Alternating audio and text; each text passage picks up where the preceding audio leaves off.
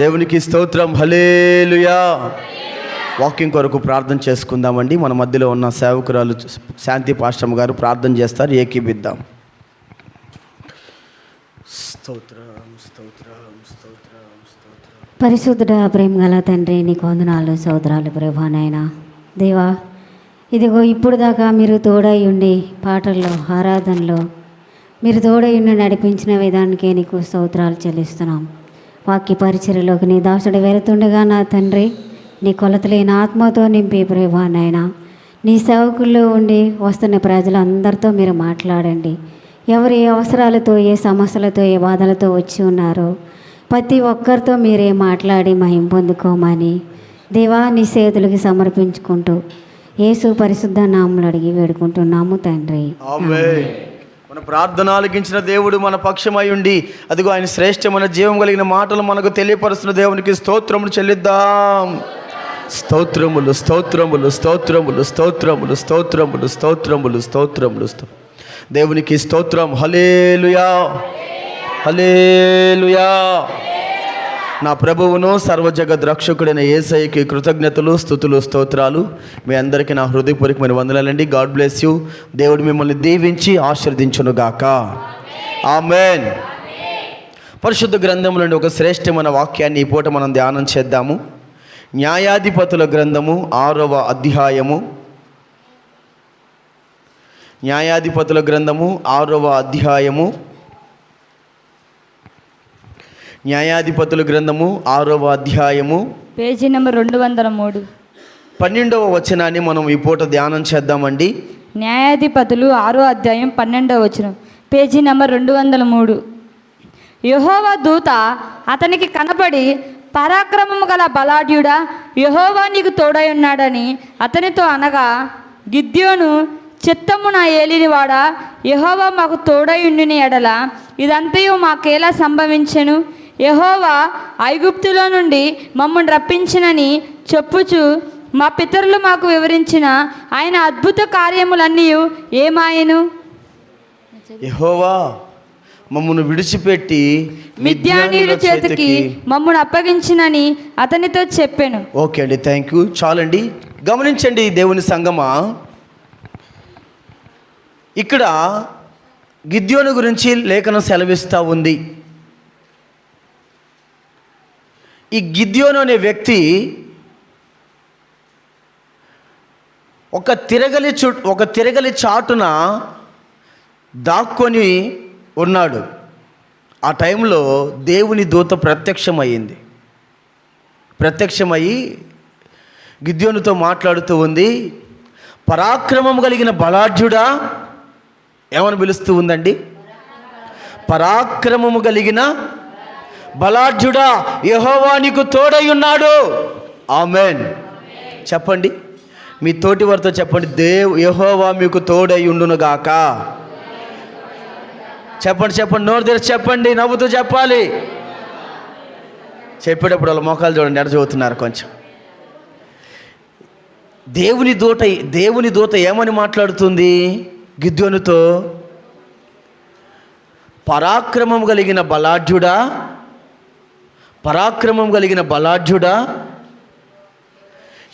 యెహోవా నీకు తోడై ఉన్నాడు,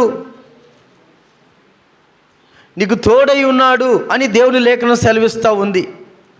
ఈ మాటను నేను చదువుతూ ఉండగా నా హృదయంలోకి వచ్చిన ఆలోచన ఏమిటంటే, అతడు ఒక తిరగలి చాటున, ఒక గానుగ చాటున దాక్కొని ఉన్నాడు. ఎందుకని దాక్కొని ఉన్నాడు? మిద్యానీయులు ఇశ్రాయేలుల మీదకి యుద్ధానికి వస్తున్నారు. యుద్ధానికి వస్తూ ఉన్న సమయంలో ఇతని హృదయంలో భయం కలిగింది. రకరకాల భయాలు. ఒక్కొక్క మనిషికి ఒక్కొక్క భయం చోటు చేసుకునిద్ది. తనున్న స్థితిని బట్టి, తనున్న పరిస్థితిని బట్టి. ఒకవేళ చూడకూడనివి ఏమన్నా చూసామనుకో భయం వేస్తుంది. వెళ్ళకూడని చోటికి మనం వెళ్ళామనుకో మనకు భయం వేస్తుంది. అప్పుడప్పుడు పెద్దవాళ్ళు అంటూ ఉంటారు, రే ఎందుకు వెళ్ళారు అటు అంటే, అటువైపు వెళ్ళకూడదు. అటువైపు వెళ్ళకూడనికి వెళ్ళి మనం వెళ్తే, జరగకూడదు ఏదైనా జరిగితే అమ్మో ఆ తర్వాత ఎంత బాధ. అందుకని తల్లిదండ్రులు అంటుంటారు, ఎందుకు వెళ్ళావురా అటు? ఏం మమ్మీ వెళ్ళకూడదు. ఎందుకు తిన్నావురా? ఇప్పుడు బాధ ఎవరు పడేది? తినకూడదు. కొన్ని తింటే భయం, వెళ్ళకూడని చోటుకి వెళ్తే భయం, చూడకూడని వాటిని చూస్తే భయం, చెయ్యకూడని వాటిని చేస్తే భయం. అంతే కదా. ఏదైనా వ్యాపారం చేస్తామా తింటామా అక్క? వ్యాపారం చేస్తాం. చేయకూడని వ్యాపారం చేసి నష్టపోయిన వారు ఎంతోమంది ఉన్నారు. ఆ వ్యాపారాలు కూడా చూసి భయపడే పరిస్థితులు మన ఎదుట ఉంటూ ఉన్నాయి. ఈ గిద్యోను జీవితంలో కూడా తను భయాన్ని ఎదుర్కొంటున్నాడు. తన హృదయంలో ఉన్న భయాన్ని బట్టి ఆ గానుగ చాటుకు వెళ్ళి దాగుకొని ఉన్నాడు. ఆ టైంలో దేవుని దూత ప్రత్యక్షమయ్యి, పరాక్రమం కలిగిన బలాఢ్యుడా, యెహోవా నీకు తోడై ఉన్నాడు. చప్పలు కొట్టి ప్రభుని మహిమపడదాం. దేవునికి స్తోత్రం. అంటే దేవుని వాక్కు గిద్యోనుని బలపరుస్తుంది. దేవుని వాక్కు గిద్యోనుకు ధైర్యాన్ని ఇస్తుంది. గిద్యోను అంటున్నాడు, నేనైనా బలాఢ్యుడను, నేనైనా ధైర్యవంతుడను, నేనేనా? మా పితరులు మాతో చెప్పేవాళ్ళు, ఐగుప్తు దేశము నుండి యెహోవా ఇశ్రాయేలు ప్రజలు విడిపించే సమయంలో ఎన్నో అద్భుతాలు జరిగాయంట. ఆనాడు మా పితరులైన ఇశ్రాయేలులకు యెహోవా తోడుగా ఉన్నట్లుగా, వారి తోడుగా ఉంటే వారి మధ్యలో జరిగిన అద్భుతాలు ఏవి మా మధ్యలో? మనం కూడా ప్రశ్నిస్తూ ఉంటాం దేవుణ్ణి, దేవా ఇంత భక్తి చేస్తున్నాను కదా, ఆనాడు జరిగిన అద్భుతాలు ఏవి ప్రభా ఈనాడు మా మధ్యలో ఏవి అని మనము దేవుణ్ణి ఏదో ఒక టైంలో ప్రశ్నించే ఉంటాము. నా దేవుడు మాట్లాడుతూ ఉన్నారు, పరాక్రమం కలిగిన బలాఢ్యుడా, దేవుడు నీకు తోడై ఉన్నాడు. కొట్టు చప్పట్లో దేవునికి స్తోత్రం. ఇదిగో ఇప్పటి వరకు నీ జీవితంలో ఏ కార్యమును బట్టి, ఏ సమస్యను బట్టి, ఏ ఇబ్బందిని బట్టి నువ్వు భయపడుతూ ఉన్నావో, నీ కళ్ళతో నువ్వు చూస్తున్నావు కాబట్టి నువ్వు భయపడుతూ ఉన్నావు. కానీ దేవుడు అంటున్నారు, నీవు బలాఢ్యుడవు, నీవు బలవంతుడవు.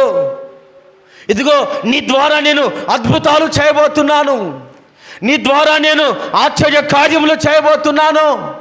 ఏంది నా ద్వారానే ప్రభు, నా ద్వారా జరుగుతాయా అనే ఆలోచన మీ మదిని తడుతూ ఉండొచ్చేమో.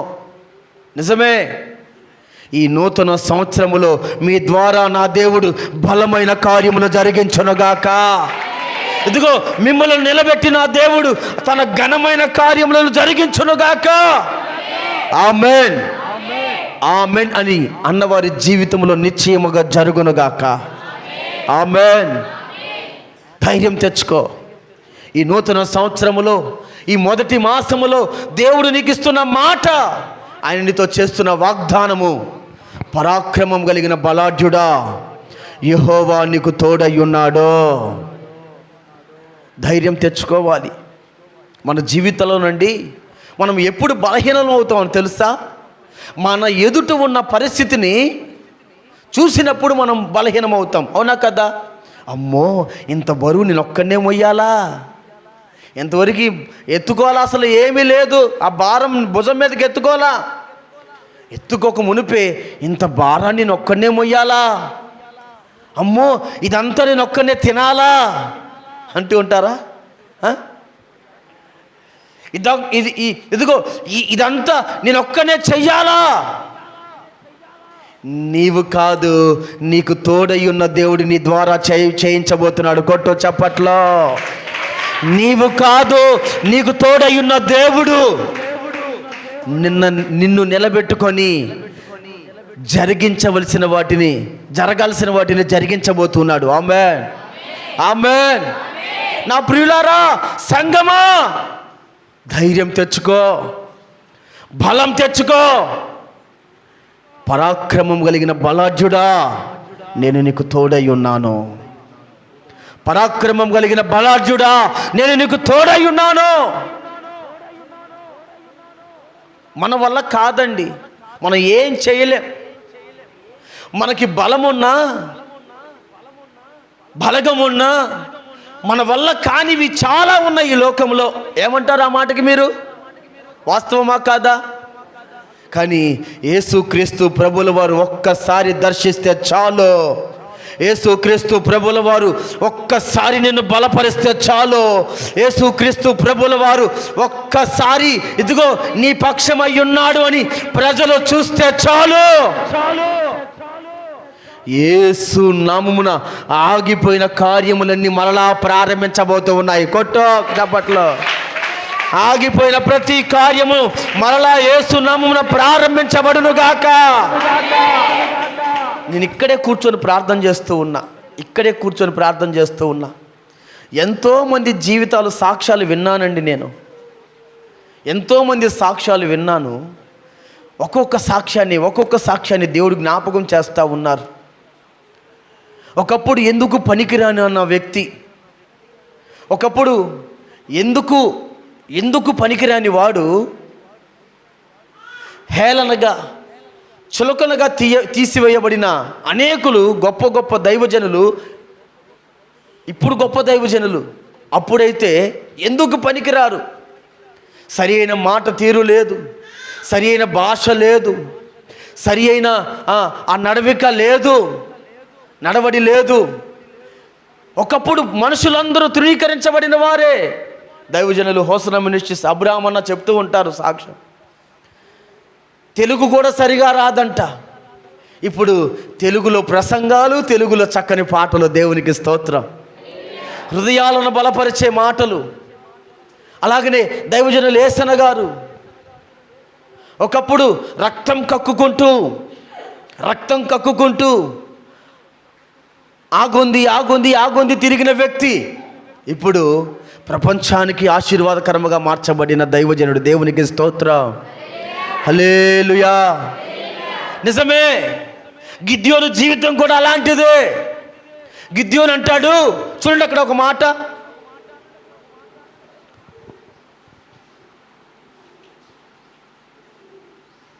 అక్కడ ఒక మాట రాయబడి ఉంది. 15వ వచనం చదువుకుందామండి. అతడు 6వ అధ్యాయము న్యాయాధిపతుల గ్రంథము 6వ అధ్యాయం 15వ వచనం. అతడు చిత్తమున ఏలినవాడా, దేని సహాయము చేత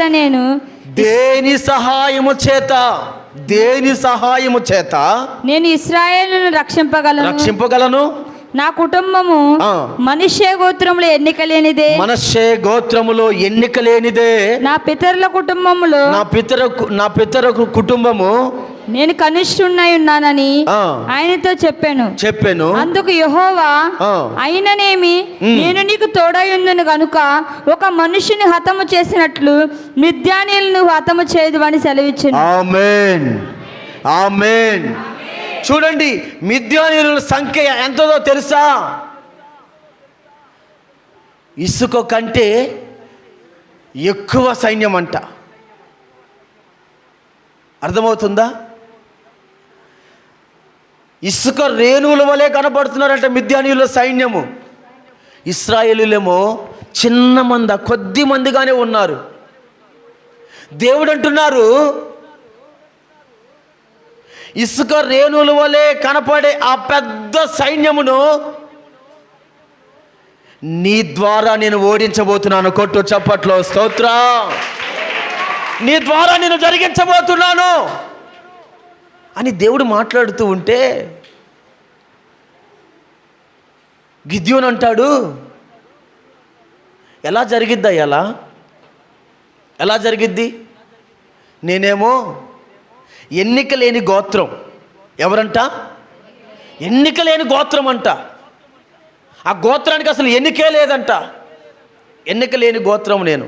అలాగనే నా పితరులు ఎన్నిక లేనివారు. మరి నేను కనిష్ఠుడను, నా కుటుంబంలో నేను కనిష్ఠుడను, చిన్నవాడను. గోత్రములో ఎన్నిక లేని వాడను, కుటుంబంలోనూ చిన్నవాడను, నా ద్వారా నువ్వు ఎలా కార్యాలు జరిగిస్తావు? ఎలా జరుగుతాయంటే, నీవు కాదు చేసేది, నీకు తోడయున్న నా ద్వారా జరుగుతాయి. దేవునికి స్తోత్రం. నా ప్రియులారా, ఈ మాట మనం జాగ్రత్తగా ఆలకించాలి. ఈ వాక్యం చదువుతుంటే నన్ను నేనే చూసుకున్నాను తెలుసా. ఇదిగో ఇక్కడే కూర్చొని ప్రార్థన చేసుకుంటూ ఉంటే ఇంచుమించు ఒక 6 సంవత్సరాల క్రితం, ఇంకెంతకాలం, అది సామెత వాడారండి, కళ్యాణం వచ్చినా ఆగదంట, కక్కు వచ్చినా ఆగదంట. ఇంకెంతకాలం అనే మాటలు నా చెవులకు వినబడుతూ ఉన్నాయి. అక్కడ గేదెలు కాసుకుంటూ ఈ చర్చి నీళ్ళలో కూర్చొని నేను లోపల లేనేమో అనుకొని మాట్లాడుతూ ఉన్నారు. ఆ మాటలన్నీ శ్రద్ధగా ఆలకిస్తూనే అది అక్కడే కూర్చొని కన్నీరు కార్చి ఎక్కి ఏడ్చి ప్రార్థన చేశా. ఎక్కి ప్రార్థన చేశా. నన్ను నేను చూసుకున్న ఆ టైంలో సరైన మాట తీరు లేదు, సరైన చదువు లేదు. ఎదుటివానితో పోల్చుకుంటే నేను ఎంత మాత్రము సరైన వాడను కాను. కానీ దినదినము దేవుడు బలపరుస్తూ వచ్చాడు. దేవునికి స్తోత్రం. హల్లెలూయా. అప్పగించబడిన ఆ చిన్న మందను నమ్మకముగా కాపాడుకుంటూ ఇంత సైన్యముగా నా దేవుడు మార్చగలిగాడు. దేవునికి స్తోత్రం. హల్లెలూయా. నేను అప్పుడు ఒక తీర్మానానికి వచ్చా, నన్ను నేను కాదు చూసుకోవాల్సింది, నాకు తోడయున్న దేవుని వైపు నేను చూడాలి. ఆమేన్.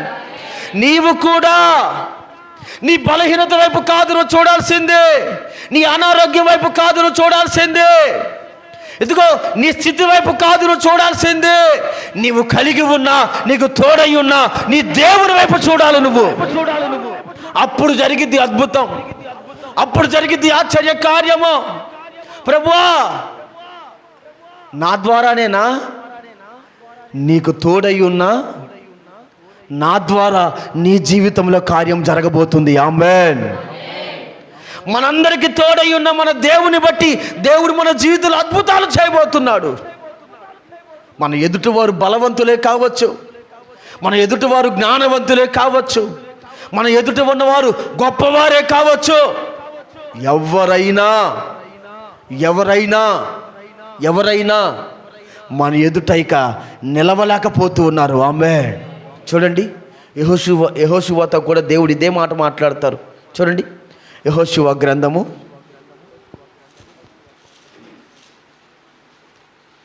ఆ ముందు గ్రంథమే, యెహోషువ గ్రంథము పేజీ నెంబర్ 177. యెహోషువ గ్రంథము 1వ అధ్యాయము 4-5 వచనాలు చదువుకుందామండి. 4, 5, 6 వచనాలు చదువుకుందాం. యెహోషువ గ్రంథము 1వ అధ్యాయము 4, 5, 6 వచనాలు. అరణ్యమును ఈ లెబనోను మొదలుకొని మహానది అయిన యూఫ్రటీస్ నది వరకు, హిత్తీయుల దేశమంతయు పడమట మహాసముద్రం వరకు మీకు సరిహద్దు. నీవు బ్రతుకు దినములన్నిటిను ఏ మనుష్యుడును నీ ఎదుట నిలవలేకయుండును. నేను మోషేకు తోడైండునట్లు నీకును తోడైందును. నిన్ను విడువను, నిన్ను ఎడబాయను. నిబ్బరము కలిగి ధైర్యముగా నుండుము. వారికి ఇచ్చేదనని నేను వారి పితలతో ప్రమాణం చేసిన ఈ దేశమును నిశ్చయముగా నీవు ఈ ప్రజలను స్వాధీనము చేసేదవు. చూడండి, ఇక్కడ 7వ వచనం కూడా కంటిన్యూ చేయండి. అయితే నీవు నిబ్బరము కలిగి జాగ్రత్త పడి బహుధైర్యముగా నుండి నా సేవకుడైన మోషే నీకు ఆజ్ఞాపించిన ధర్మశాస్త్రం అంతటి చెప్పున చేయవలెను. నీవు నడుచు ప్రతి మార్గమును చక్కగా ప్రవర్తించినట్లు నీవు దాని నుండి కుడికి కానీ ఎడముకు కానీ తొలగకూడదు. ఆమేన్. చూడండి, యెహోషువతో దేవుడు మాట్లాడుతూ ఉన్నారు. నీ ఎదుట, నీ బ్రతుకు దినములన్నిట ఏ మనుషుడు నీ ఎదుట నిలువలేడు. ఎందుకు? దేవుడు మనకు తోడై ఉన్నాడు కాబట్టి. దేవుడు మనకు తోడై ఉండాలంటే 7వ వచనంలో రాయబడి ఉంది, నీవు కుడికి కానీ ఎడమకు కానీ తిరగకూడదు. చక్కగా దేవుని సన్నిధిలో మనం నిలబడాలి, భయభక్తులు కలిగిన జీవితంతో చక్కగా మనము దేవుని ఎదుట నిలబడాలి. మంచి ప్రవర్తనతో, మంచి ప్రవర్తన మనలో ఉండాలి. ఒక కంపు కొట్టే స్థలం దగ్గరికి వెళ్ళి నువ్వు నిలబడగలుగుతావా? నిలబడలేవు. కానీ చక్కగా ఒక మంచి సెంటు కొట్టుకొని మనం ఎక్కడికన్నా వెళ్ళి నిలబడితే మనకు తెలియకుండానే మన పక్కన ఒకళ్ళిద్దరు చేరతారు. ఎందుకంటే మన దగ్గర అంత మంచి సువాసన వస్తుంది కాబట్టి. అలాగనే నీ హృదయంలో, నీ జీవితంలో నీవు కూడా చక్కగా నిలబడగలిగే అనుభవంలోకి నువ్వు రావాలి. తెలిసి తెలియక నువ్వు కుడికి కానీ ఎడమకు కానీ తిరుగుతూ ఉన్నావేమో. అంటున్నాడు కదా గిద్యోను, అయ్యా నేను ఎన్నిక లేనివాడినయ్యా, నేను కనిష్ఠుడను, చిన్నవాడనయ్యా, నా వల్ల కాదు అంటున్నాడు. అలాగని ఇంకొక మాట కూడా అంటున్నాడు, ఆనాడు మా పితరుల జీవితాల్లో జరిగిన అద్భుతాలు ఏవి? ఆ మాట మన నోట రాకూడదు, ఆ మాట మనం మాట్లాడకూడదు. లోకములో ఉన్నవారు, పాపములో ఉన్నవారు, అపవిత్రతలో ఉన్నవారు, అవిధేయతలో ఉన్నవారు, నీచమైన జీవితాన్ని చేస్తున్నవారు ఆ మాట పలికితే అది వారికి సరిపోతుందేమో. కానీ దేవుని రక్తం చేత కడగబడిన వారమై దేవుని సన్నిధిలో నీతిగా, యథార్థంగా, పరిశుద్ధంగా బ్రతికే మన నోటాట అలాంటి మాటలు రాకూడదు.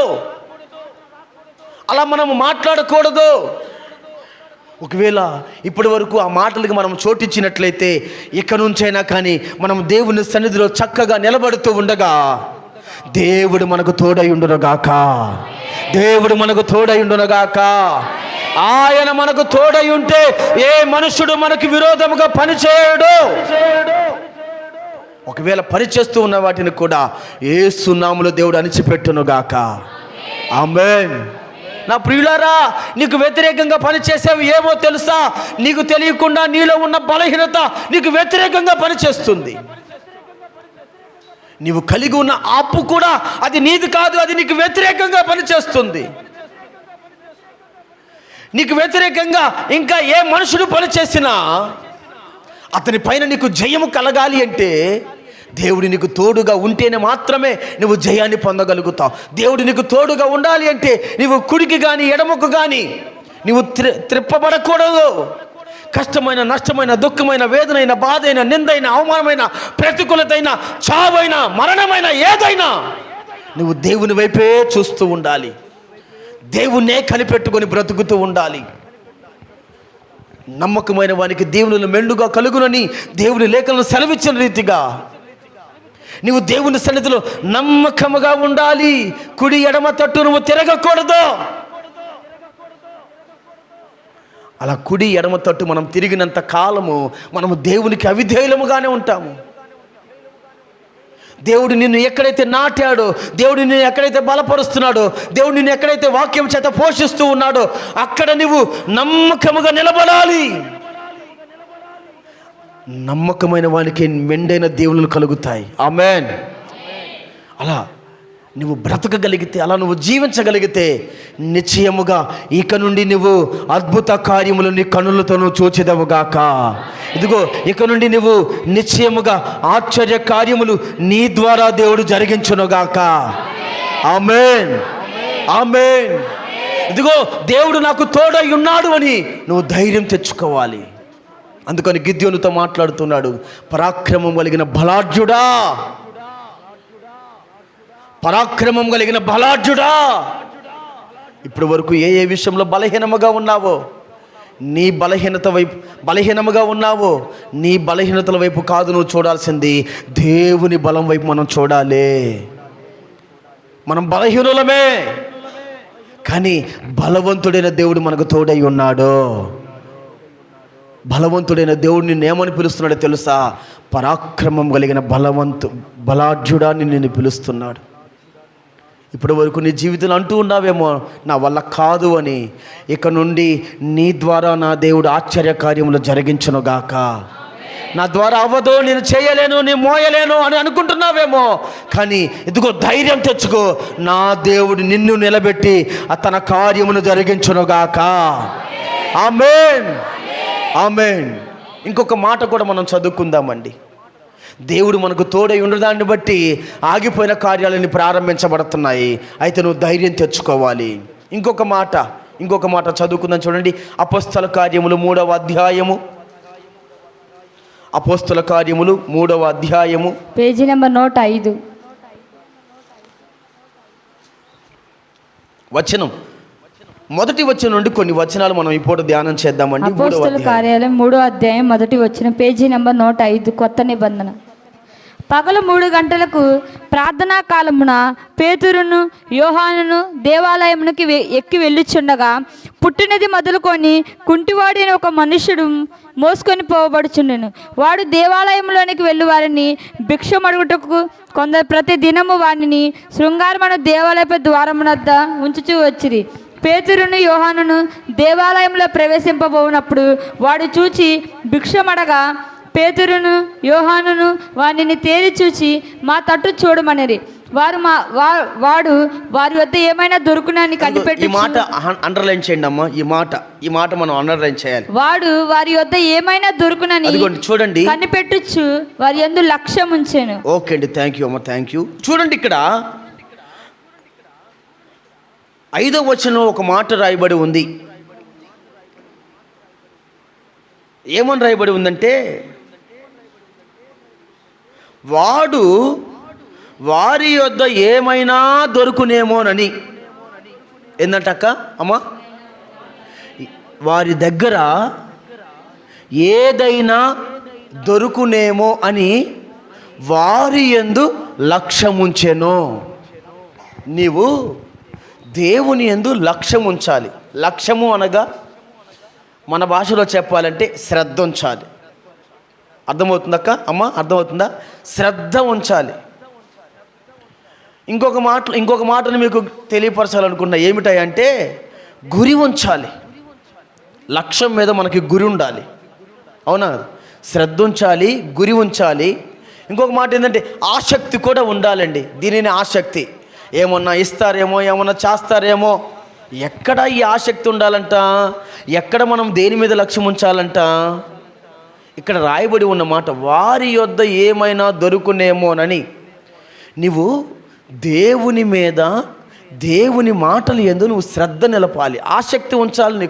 నువ్వు ఈ రోజుల్లో వాక్యం బాగానే వింటున్నావు, చెప్పబడుతున్న వాక్యాలు కూడా బాగానే ఉంటున్నాయి. మందిరం దాటి బయటికి వెళ్తే ఆ వాక్యాలు మన మధ్యలో ఉండట్లా. ఏమంటారు ఆ మాటకి మీరు? జ్ఞాపకం ఉంటున్నాయి ఆ వాక్యాలు, విన్న వాక్యాలు. వెళ్ళేటప్పుడే ఏదో కంప తగిలిద్ది మనకి. వెళ్ళేటప్పుడే, వెళ్ళినాక కాదు, వెళ్ళేటప్పుడే ఏదో కంప తగిలిద్ది మనకి. ఏందమ్మా, రకరకాల కంపలు తగులుతూ ఉంటాయి. ఈ ముచ్చట్లో పడిపోయి అప్పుడు దాకా స్తోత్రం స్తోత్రం స్తోత్రం స్తోత్రం స్తోత్రం అన్నదాని నిజమేనక్క, అట్ట అన్నదా, ఇట్ట అనుకుంటున్నారా? ఇదొక కంప. జాగ్రత్త. కంప తగిలిందా నీ వస్త్రాలు నష్టపోతావు, నీ వస్త్రమే పాడైపోతుంది. కంప పట్టుకుంటే ఏమవుతుందనా? మనం లాగితే కంప కాలిపోతుందా, లేదంటే మన వస్త్రం చిరిగిపోతుందా? మన ఆత్మీయ జీవితమే పాడైపోతుంది. ఆ మధ్యకాలంలో గరికపాడు సంఘస్థులందరూ వాక్యం వినంగానే డైరెక్ట్గా ఇంటికి వెళ్తున్నారు. ఎవరు పిలిచినా కానీ ఆగట్లా. మనం వెనక్కి పిలిచినా కానీ రాట్లా, నేను పిలిచినా కానీ రాట్లా. నేను అడిగా, ఏందక్క పిలిస్తే రావట్లేదు ఏందక్క అంటే, మొన్న మేము ఒక వాక్యం విన్నామన్నా. ఏందా వాక్యం? దేవుని మందిరంలో మనం ఇంతసేపు గడుపుతామా? మనము డైరెక్ట్గా ఇంకా రోడ్డు మీద నుండి ఇంటికే వెళ్ళాలంటన్నా. ఆ దేవుని సన్నిధిలో ఉన్న ఆ దీవెన ఆశీర్వాదం మన ఇంట్లోకి వచ్చిందంటన్నా. మధ్యలో కానీ ఎక్కడన్నా కంప తగిలిందంటే, ఆ కంప దగ్గర మనం ముచ్చటేసామంటే ఈ ఆశీర్వాదం అంతా ఆ కంపకు తగులుకునిద్దంట. ఇది ఒక సెంటిమెంట్ పెట్టుకున్నారు.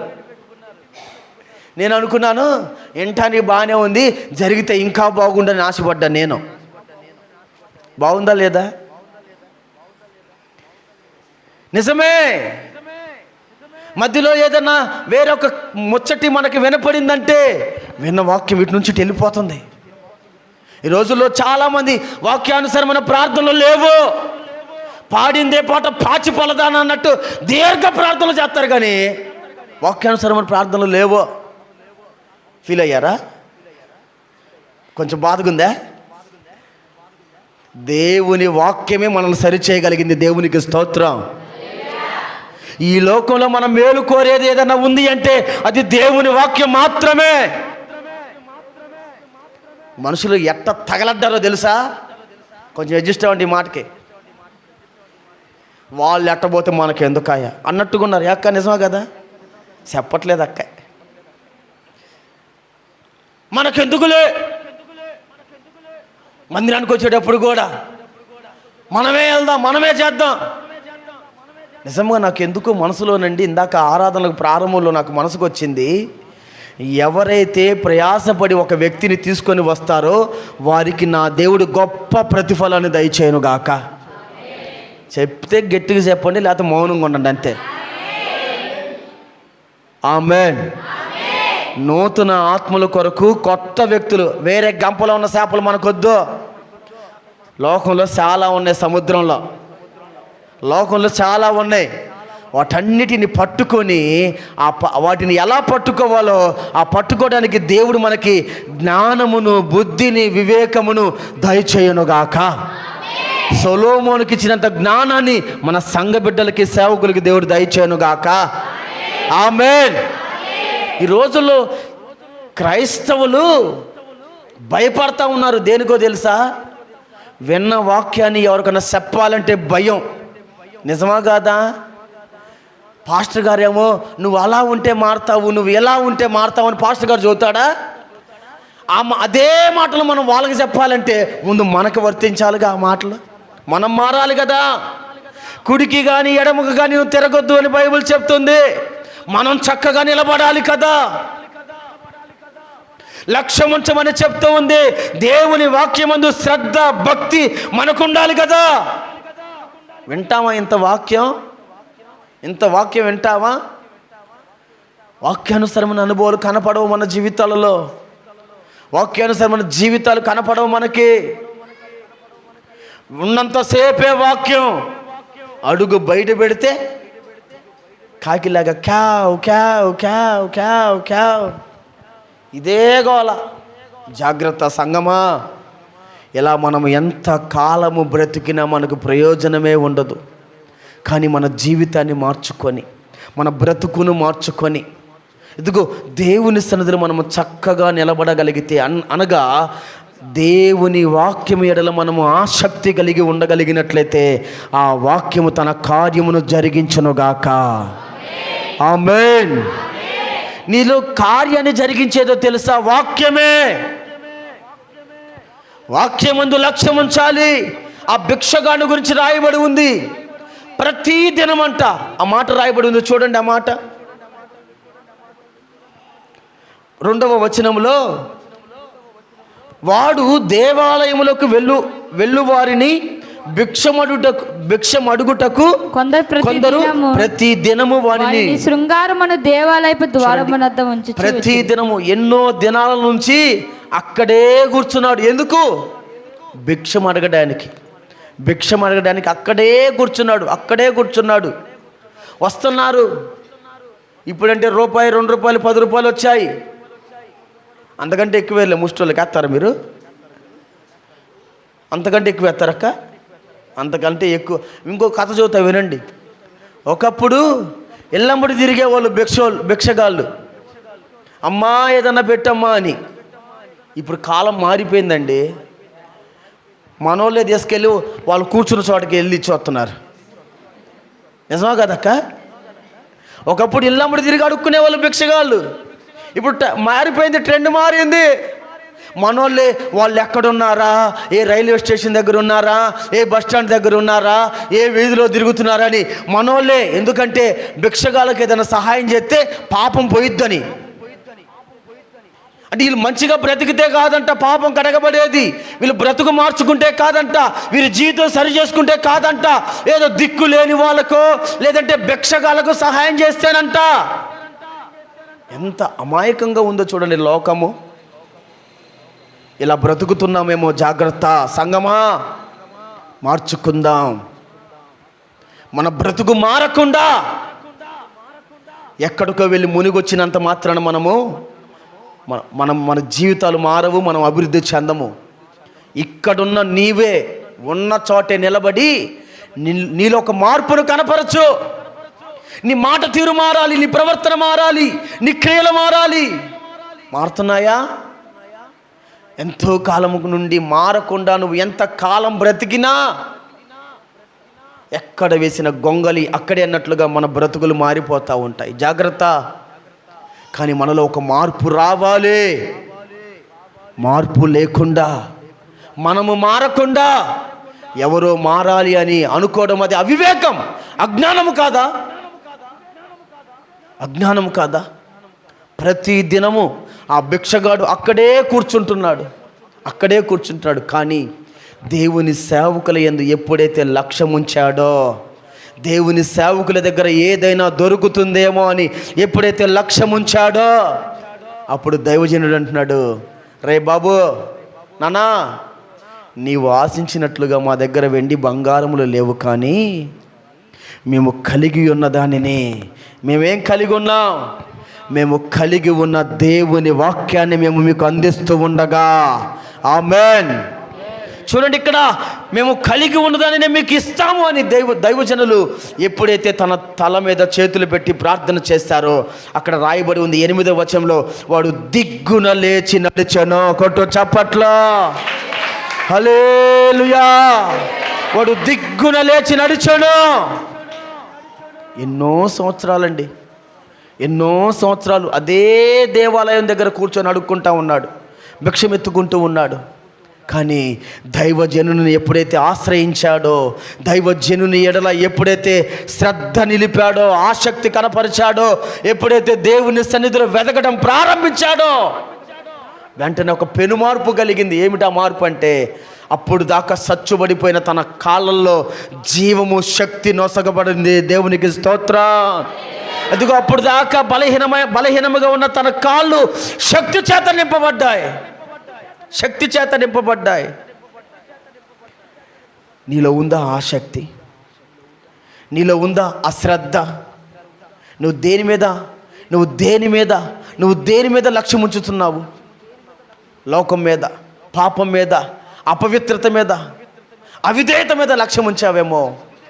ఈ పూట నువ్వు విడిపించబడి దేవుని పాదాల యొద్దకు వచ్చి మన పాపపు జీవితాన్ని మనం విడిచిపెట్టి, ప్రభువా నన్ను బాగు చేయి, ప్రభువా నన్ను విడిపించు, ప్రభువా నన్ను బలపరచు ప్రభు అని నీవు అడుగుతూ ఉండగా, అదిగో ఆ భిక్షవాని జీవితంలో జరిగిన గొప్ప కార్యము మన జీవితాలలో, మన కుటుంబాలలో జరుగునుగాక. సేవకుని నోటి మాట యేసు నామమున జరుగునుగాక.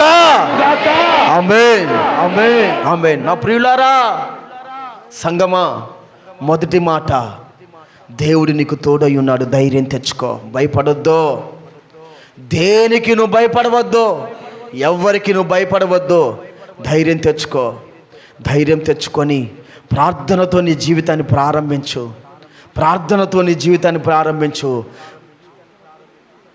నా దేవుడు నీకు తోడై ఉండి నీకు గొప్ప విజయాన్ని దయచేయబోతున్నాడు. ఆమేన్.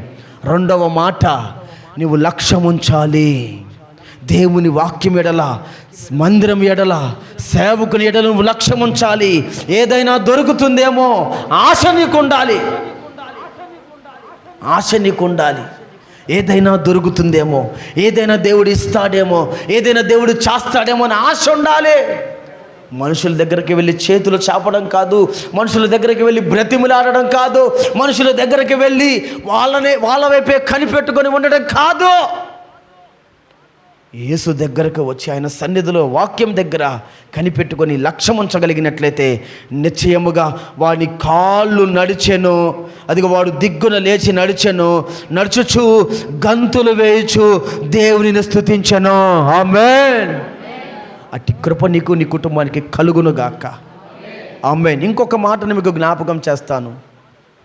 సామెతల గ్రంథం 21వ అధ్యాయము. సామెతల గ్రంథం 21వ అధ్యాయము. Page number 540. ఒకసారి హల్లెలూయా చెప్పండి అన్న సీనానా. హల్లెలూయా. గట్టిగా గట్టిగా గట్టిగా హల్లెలూయా హల్లెలూయా.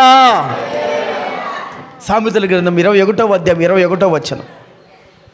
సామెతల గ్రంథం 21వ అధ్యాయం 21వ వచనం. చదవండి. నీతిని కృపను అనుసరించువాడు జీవమును నీతిని ఘనతను పొందును. ఆమేన్. మరి ఒకసారి చదువుకుందామండి. నీతిని కృపను అనుసరించువాడు జీవమును నీతిని ఘనతను పొందును. ఆమేన్. చూడు, ఇక్కడ ఘనతను పొందెదవు. చెప్పండి, ఏం పొందాలి మనము? ఘనతను మనము పొందెదముగాక. మరి ఒకసారి చెప్పండి, ఘనతను మనము పొందెదముగాక. ఈ 2025వ సంవత్సరంలో రిసీవ్ చేసుకోండి, పొందుకోనండి.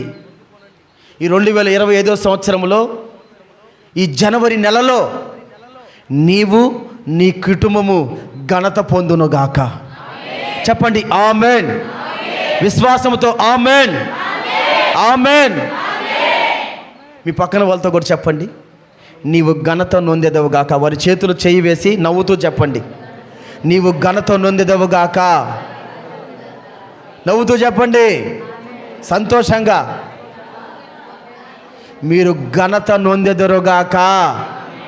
చెప్పాలి నోరు తెరిచి, మీరు ఘనతను నొందెదరుగాక. ఏమండి, ఈ వారమంతా నీ ఇష్టం వచ్చినట్లుగా మాట్లాడి, నీ ఇష్టం వచ్చినట్లుగా జీవించి, ఇక్కడికి వచ్చి నువ్వు ఘనత నొందునుగాక అంటే అయిద్దా? అయిద్దండి? అయిద్దంటారా? దేవుని కొరకు మనం ప్రత్యేకించబడి అప్పుడు పలకాలి ఆశీర్వాదకరమైన మాటలు, అప్పుడు జరుగుతాయండి. లేదు, నీ పక్క నుండి అక్కాయో లేదంటే సహోదరి ఎవరో వారమంతా ప్రార్థనలో గడిపి ఇదిగో దేవుని సన్నిధికి వచ్చారు దీవించబడ్డానికి. ప్రార్థన చేసేవాడు బాగుపడతాడు, ప్రార్థన చేయడం ఎంతకాలం వచ్చినా కరేపాకుతో సమానమే, ఇంకా తీసివేయబడ్డమే. కానీ ప్రార్థన చేసేవాడు ఎప్పుడు ఫలిస్తూనే ఉంటాడు. ఆమేన్. ఈ వారమంతా ప్రార్థన చేసుకొని ఇదిగో దేవుని మందిరానికి వచ్చి నీ పక్కనే కూర్చొని నీవు ఘనత నొందెదవు గాకానంగానే ఇదిగో నీకు తెలియకుండానే ఇదిగో నీ జీవితంలో నువ్వు కోల్పోయినవి మరలా పొందుకుంటున్నావు. నీ జీవితంలో నువ్వు పోగొట్టుకుని మరలా తిరిగి నీ దగ్గరకు వస్తూ ఉన్నాయి. నీ జీవితంలో ఏదైనా కానీ ఒకదాని బట్టి ఒకటి అమర్చబడుతూ సరిచేయబడుతూ ఉందనుకో, నీలో ప్రార్థన లేదు, పక్కన వాళ్ళు జరగలేదు. మరి పక్కన వాళ్ళు ప్రార్థన ఉంది కాబట్టి నీలో జరుగుతున్నాయి. అది నీకు న్యాయమైనా? తగునా? మనకి సరిపోతుందా? కాబట్టి మనం దేవుని సన్నిధికి వచ్చేటప్పుడు ఎలా రావాలంటే ప్రిపరేషన్, అంటే సిద్ధపాటు, ప్రార్థనతో రావాలి. ఇప్పుడు కానీ గబాన నేను నోరు తెరిసి పొద్దున్నే లేచి ప్రార్థన చేస్తున్న వాళ్ళు ఎవరో చేతులు ఎత్తుందమ్మా అన్నాను అనుకో, ఇప్పుడు వద్దులే. ఎన్ని ఫీజులు ఎగిరిపోతాయో వేస్తున్నాములో, ఎన్ని ఫీజులు ఎగిరిపోతాయో. సరే, నువ్వు చేయలేదనుకో ప్రార్థన, ఎందుకు చేయలేదక్క నేను అడిగాను అనుకో, ఏముందన్నా వారమంతా నా కొరకు వారమంతా వేసుకున్న బట్టలన్నీ ఎదురు చూస్తున్నాయి అంటావు. నువ్వు రకరకాల కథలు చదువుతావు. నీకు పని మీద ఉన్న లోకం పని మీద ఉన్నంత శ్రద్ధ నీ ఇంటి మీద కూడా లేదంటా నేను. నువ్వు ఒప్పుకున్నా ఒప్పుకోకపోయినా నేను అంటాను, వారానికి ఒక రోజు సెలవు పెట్టి నీ ఇంట్లో ఒక్కొక్క తల్లికమ్మ చేతులెత్తి దండం పెట్టాలి. జాగులమ్మ. చేసిన వాళ్ళు చేసినట్టే ఉంటారు, మధ్యాహ్నం 12 దాకా చేసినట్టే ఉంటారు. ఒక్కొక్క అక్కడికండి నిజంగా చేతులెత్తి దండం పెట్టాలి. ఇంట్లో పనంతా కొట్టుకొని మరలా క్యారీ తీసుకొని పరిగెత్తిద్ది, అంత ఓపిక నుంచి వచ్చిందో.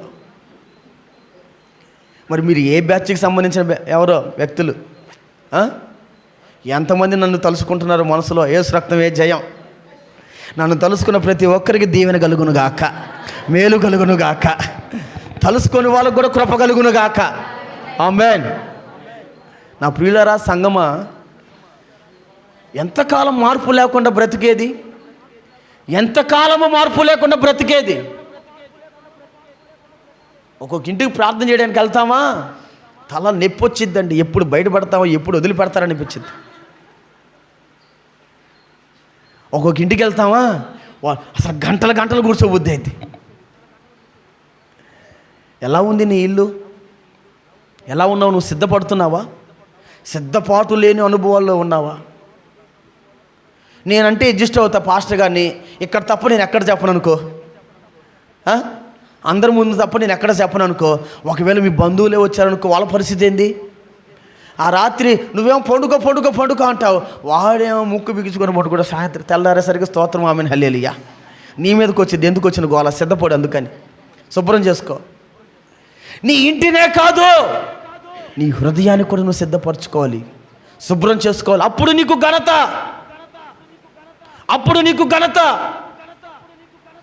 నీ హృదయం సరిచేయబడకుండా నీవు ఘనత పొందలేవు.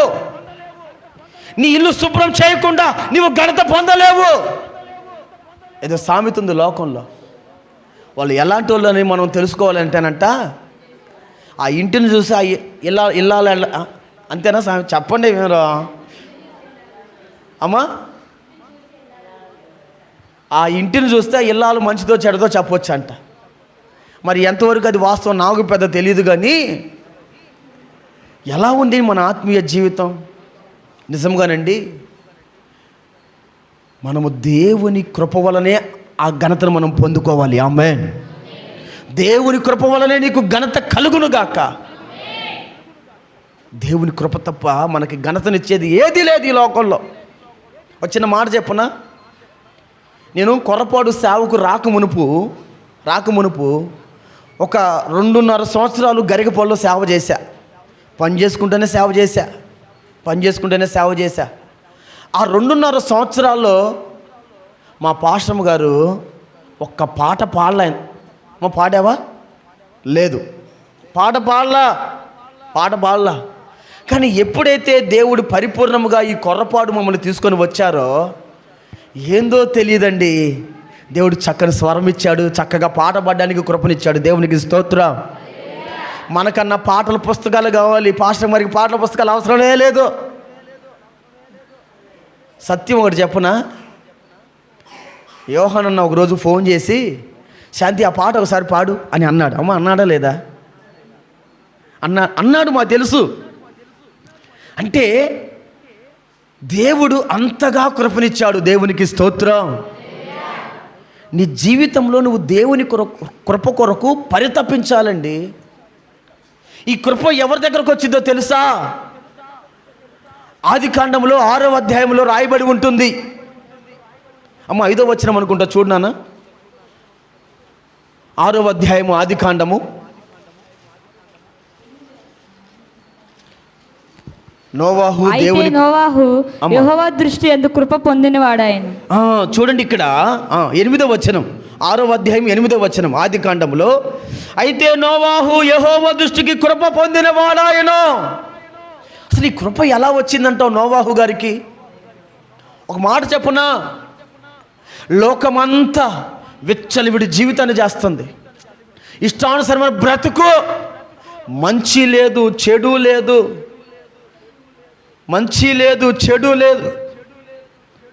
ఇష్టం వచ్చినట్లుగా బ్రతుకుతూ ఉన్నారు. బైబిల్లో ఇక్కడ రాయబడి ఉందండి, బైబిల్లో 3వ వచనంలో రాయబడి ఉంది. అమ్మ చదవండి, 6వ అధ్యాయం 3వ వచనం.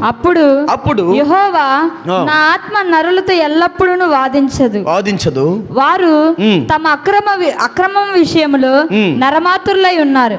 అయినను వారి దినములు 120 ఏండ్లగున. నేను ఆ తర్వాత మనం ఇంకా చదువుకుంటూ వస్తుంటే ఏమని రాయబడి ఉందంటే మనుషులంట అక్కడ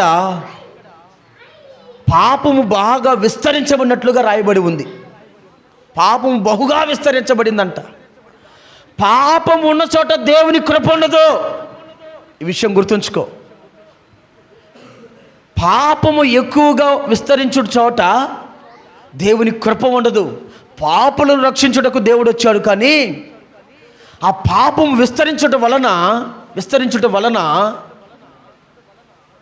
నరమాత్రులు మనుషులు పాపం చేశారు, అవిధేయులుగా మార్చబడ్డారు. కానీ నోవాహు మాత్రం ఒక ప్రత్యేకమైన జీవితం.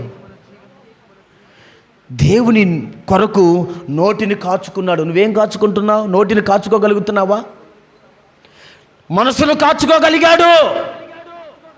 హృదయాన్ని కాచుకుంటున్నాడు దేవుని కొరకు. నీ జీవితంలో, నా జీవితంలో మనం ఏం నేర్చుకోవాలంటే, నోవాహుని బట్టి మనం ఏం నేర్చుకోవాలంటే, ప్రతి విషయంలో మనము నోవాహు వలె కాచుకునే వ్యక్తులుగా మనం మార్చబడాలి. ఆలోచన కాచుకోవాలి, చూపును కాచుకోవాలి, నోటిని కాచుకోవాలి, మనసును కాచుకోవాలి. టెంప్టేషన్లు వస్తూ ఉంటాయి, శోధనలు వస్తూ ఉంటాయి. దేవుని కొరకు మనం సహించాలి. సాతానుగాడు ఎంత స్పీడ్గా పనిచేస్తున్నాడో తెలుసా? ఒకప్పుడు ఏదైనా చూడాలనుకుంటే వామ్మో ఎక్కడికో సత్తిరిపల్లి వెళ్ళాలి. ఇప్పుడక్క నీ అరిచేతిలో పెట్టాడు వైకుంఠాన్ని, నీ అరిచేతిలో పెట్టాడు. ఏం లేదు, సెల్ ఫోన్ అనా, సెల్ ఫోన్ ఆన్ చేసేసి పలానా 2 అంటే చాలు, వెంటనే పరిగెత్తుకుంటూ వచ్చి నీ చేతిలో పడిద్ది. క్షణం మాత్రమే. నువ్వు టైప్ చేయడం ఆలస్యం. సాతానుగాడు లోకాన్ని అంత అప్డేట్ చేశాడు, అంత అప్డేట్ చేశాడు. ఎందుకో? నిన్ను దేవుని కృప నుండి దూరం చేయడానికి. కానీ క్రొత్త నిబంధన గ్రంథం ఏమంటుందో తెలుసా? పాపము ఎక్కడ ఎక్కువగా ఉంటుందో అక్కడ దేవుని కృప విస్తరించబడుతుందో. కొట్టు చప్పట్లో. పాత నిబంధన గ్రంథము ప్రకారము పాపము ఉన్న చోట దేవుడు దూరం అయిపోయాడు, దేవుని కోపం ఉగ్రత వచ్చింది. క్రొత్త నిబంధన కాల ప్రకారము పాపము, అమ్మ చదవండి, రెఫరెన్స్ చెప్పి చదవండి. రోమిలికి రాసిన పత్రిక 5వ అధ్యాయం 21వ వచనం. పాపం ఎక్కడ విస్తరించునో అక్కడ కృప అపరిమితముగా విస్తరించును. ఆమేన్. నీ జీవితంలో పాపం ఎక్కువ ఉందేమో, అవిధేయత, అక్రమము నీలో ఉన్నదేమో, అందుకని నువ్వు దేవుని మాటలకు చోటు లేకపోతున్నావు. కనుకని నువ్వు దేవుడిచ్చే ఘనతకు దూరం అయిపోతా ఉన్నావు. మనుషులు నీలో ఉన్న పాపమును, అవిధేయతను, అక్రమమును చూసి మనుషులు నీకు దూరం అయిపోతున్నారేమో. కానీ క్రొత్త నిబంధన గ్రంథము రాయబడి ఉంది, పాపము ఎక్కడైతే ఎక్కువగా ఉంటుందో అక్కడ దేవుని కృప విస్తరించబడుతుందంటే నీ కొరకు దేవుని కృప ఎదురు చూస్తూ ఉంది. అయితే ఆ పాపాలను విడిచిపెట్టాలి. ఒక పాపాత్మురైన స్త్రీ దేవుని దగ్గరకు వచ్చి పాపంలో చిక్కబడి తరమబడుతూ ఉన్న సమయంలో యేసుక్రీస్తు ప్రభు దగ్గరకు వచ్చి తల వంచింది. యేసుక్రీస్తు ప్రభులు వారు అంటున్నారు, ఏందమ్మా? అయ్యా నేను పాపంలో దొరికానయ్యా, చెక్కబడ్డానయ్యా, వాళ్ళు నన్ను తరుముతున్నారయ్యా, చంపాలనుకుంటున్నారయ్యా అంటే యేసుక్రీస్తు ప్రభులు వారు ఒక గీత గీసి, ఇదిగో భూమి మీద రాస్తూ ఒకటి అంటున్నాడు. ఏమంటున్నాడంటే, మీలో పాపం చెయ్యని వారు మొదటి వేయండి అంటే అందరూ ఎక్కడ వాళ్ళు అక్కడే రాళ్ళు కింద వేసేసి వెళ్ళిపోతూ ఉన్నారు. ఆ పాపాత్మురైన స్థితితో చెప్తున్నారు, అమ్మ నీ పాపములు క్షమించబడ్డాయి, ఎందుకంటే కృప పొందింది. ఆ స్త్రీ కృప పొందింది కనుక తన పాపము క్షమించబడింది. పాపము క్షమించబడింది. ఇక ఎన్నటికీ నువ్వు పాపము చేయకమో, నీ నోటి ద్వారా చేయకాకు, నీ ఆలోచనల ద్వారా, నీ చూపు ద్వారా, నీ మనసు ద్వారా, నీ హృదయం ద్వారా నువ్వు పాపము చేయకమో అని చెప్పి ఆమెను పంపించేశాడు.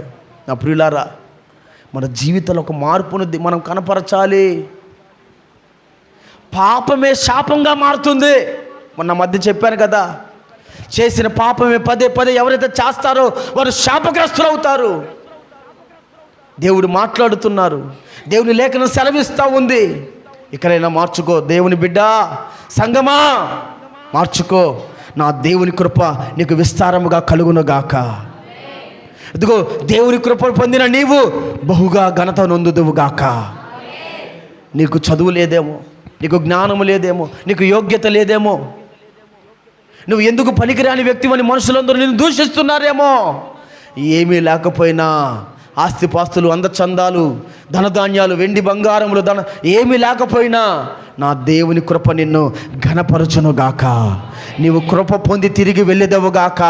నీకు విస్తారమైన కృప కలుగునుగాక. ఈ మాటలు మన జీవితంలో నెరవేరునుగాక. మొదటి మాట, ధైర్యం తెచ్చుకో. ఉన్న పరిస్థితుల వైపు చూడకాకు, ధైర్యం తెచ్చుకో. ఒక రోజు రాబోతుంది, నా దేవుడు అనేకుల ఎదుట నిన్ను ఘనపరచబోతూ ఉన్నాడు. ధైర్యం తెచ్చుకో. నువ్వు దేని యందు శ్రద్ధ నిలిపావు? లోకమందు, పాపమందు శ్రద్ధ నిలిపావేమో. నీ మనసు మార్చుకొని దేవుని వాక్యం మీద శ్రద్ధ నిలుపు. చదువుతున్నారా వాక్యం? చదువుతున్నారా వాక్యం? చదువున్న వాళ్ళు అడుగుతున్నా, చెప్పండి. చదివినట్లయితే మీరు ధన్యులు. ఒకవేళ ఇప్పటి వరకు చదవని స్థితిలో ఎవరైనా ఉన్నట్లయితే ఇక నుంచి ప్రారంభించండి. ఈ వాక్యములో ఉన్న ప్రత్యక్షత నిన్ను ఘనపరచునుగాక. ఆమేన్. దేని యందు శ్రద్ధ నిలుపుతున్నావు? దేవుని సన్నిధి మీద శ్రద్ధ ఉండాలి. మనకి దేవుని వాక్యం మీద శ్రద్ధ ఉండాలి. సేవకుల మీద శ్రద్ధ ఉండాలి. ఆ భిక్షగాడు దేవుని సేవకుల యందు ఏమైనా దొరుకునేమో అని ఆసక్తి కలిగి ఉండగా, శ్రద్ధ కలిగి ఉండగా వెంటనే సేవకుల ద్వారా దేవుడు ఒక అద్భుత కార్యాన్ని జరిగించారు. అలాగని కృప కొరకు నువ్వు ఎదురు చూడాలి. కృప ఎక్కడ కలుగుతుందంటే, పాపపు జీవితాన్ని ఎవరైతే విడిచిపెడతారో వారు కృప పొందుతారు. జాగ్రత్త. పాపపు జీవితాన్ని చేస్తున్నావేమో, అవిధేయత, అక్రమము, అపవిత్రత నీలో చోటు చేసుకుందేమో, విడిచిపెట్టు. నీవు కృప పొంది ఘనత నొందుదువుగాక. ఈ మాటలు మన జీవితంలో జరుగునుగాక. తలలు మచ్చని ప్రార్థన చేద్దాం. అడుగుతావా? ఒక్క నిమిషం ప్రార్థన. ఒక్క నిమిషం దేవుని సన్నిధిలో అడుగు. నీ మనస్సాక్షి నీ పైన నిందన మోపుతుంటే ఆ నింద నుండి నన్ను విడిపించు ప్రభు అని దేవుని సన్నిధిలో పశ్చాత్తాపడు. ఒక్క నిమిషం పశ్చాత్తాపడు. విడిచిపెట్టు. నోవాహు కాలంలో లోకమంతా అవిధేయతను కలిగి ఉంది. నోవాహు కాలంలో లోకమంతా అపవిత్రతను కొనసాగిస్తూ ఉంది. పాపము బహుగా విస్తరించబడింది. కనుకనే దేవుని కోపము ఆనాడు ప్రజల మీదకి వచ్చింది. కానీ ఈనాడు నువ్వు కృప పొందినట్లుగా ఆ పాపము జీవితాన్ని విడిచిపెట్టు. ఏదన్నా అవిధేయతకు చోటిచ్చావేమో విడిచిపెట్టు. అక్రమమైన దానికి చోటిచ్చావేమో విడిచిపెట్టు.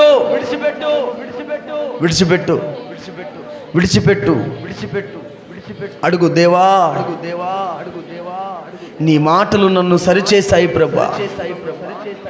నా నోటి నేను కాచుకోవాలయ్యా. నా ఆలోచనను కాచుకోవాలయ్యా. నా మనసు నేను కాచుకోవాలయ్యా. కృప దయచేయండి అయ్యా. అవిధేయత నుండి, అక్రమము నుండి, అపవిత్రత నన్ను విడిపించు. నీ కృపతో నన్ను నడిపించయ్యా. నోవాహు వలె నేను, నా కుటుంబము కృప పొందిన వారిగా మమ్మల్ని మార్చండి దేవా. సహాయం చేయండి దేవా, సహాయం చేయండి. ప్రార్థన చేయాలి. సహాయం చేయండి యేసయ్యా, సహాయం చేయండి యేసయ్యా. నీ కృపను బట్టి మాకు ఘనతను దయచేయండి. నీ కృపను బట్టి మాకు ఘనతను దయచేయండి. నీ కృపను బట్టి మాకు ఘనతను దయచేయండి. మీ కృపను బట్టి మాకు ఘనతను దయచేయండి అయ్యా. మాకు శ్రద్ధను దయచేయండి ప్రభు. ఆసక్తిని దయచేయండి ప్రభు. నా తండ్రి, నీ వాక్యమందు, నీ మందిరమందు, సేవకుల యందు మేము లక్ష్యం ఉంచగలిగే అనుభవాన్ని మీరు మాకు దయచేయండి. కృప దయచేయండి. వారి యొద్ద ఏమైనా దొరుకునేమోనని కనిపెట్టుచు లక్ష్యం ఉంచినని మీ లేఖనం సెలవిస్తూ ఉంది. మాకు కూడా నిలకడ కలిగిన మనసును దయచేయండి. శ్రద్ధ కలిగిన అనుభవాన్ని దయచేయండి. కృప దయచేయండి ప్రభు. కృప దయచేయండి. మేలు చేత మమ్మల్ని ముందుకు నడిపించండి అయ్యా. నీ కృప చేత మమ్మల్ని ముందుకు నడిపించండి అయ్యా. ప్రార్థన. పరిశుద్ధుడైన తండ్రి, ప్రేమ కలిగిన దేవా, కృపగల రాజా, మీకు స్తోత్రములు. వెత్తబడిన ప్రతి మాట నీరు కట్టి మా జీవితాల్లో ఫలించినట్లుగా మహిళలు మీరు కృప దయచేయమని, నీ యందు లక్ష్యమును మీరు మాకు అనుగ్రహింప చేయండి. నీ కృప ద్వారా మేము ఘనత పొందినట్లుగా కృప దయచేయండి. మా బలహీనతల వైపు కాదు, నీ వైపు చూస్తూ మేము ధైర్యం తెచ్చుకోగలిగే అనుభవాన్ని దయచేయండి. నీవు మాకు తోడుగా ఉన్నావనే ధైర్యము మా హృదయములో కలుగునుగాక. సహాయం చేసి మహిమ ఘనత ప్రభావములు పొందుకొనమని కూడి చేరువున ప్రతి బిడ్డను మీ చేతులకు అప్పగిస్తూ యేసు పరిశుద్ధ నామమున ప్రార్థన చేసి వేడుకొనుచున్నాం తండ్రి. ఆమేన్, ఆమేన్, ఆమేన్, ఆమేన్, ఆమేన్.